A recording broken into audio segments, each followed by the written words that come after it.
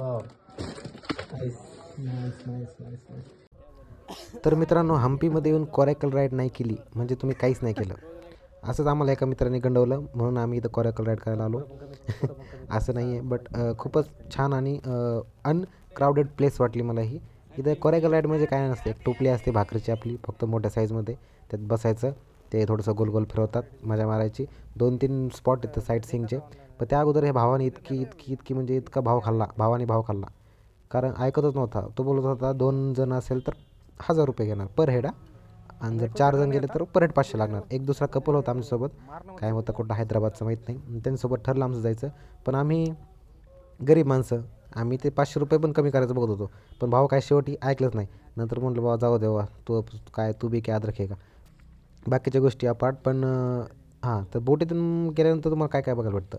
एक मस्तपैकी एक नॅचरली प्लेस दगड आहे. दगडाखालून ते घेऊन जातात. एकदम भारी मजा येते भावांनो. फोटोज वगैरे बाप निघतात बाप. आणि जे काही बाकीचे साईट सीइंग आहे, जे की मंदिरं, अशमोग्यातल्या बाकीच्या ज्या मूर्त्या वगैरे आहेत तुटलेल्या वगैरे, इतका इतिहास मस्त आहे. म्हणजे वर्थ इट आहेत. जे ₹500 आहेत ना, एकदम वर्थ इट आहेत. तुम्ही करू शकता.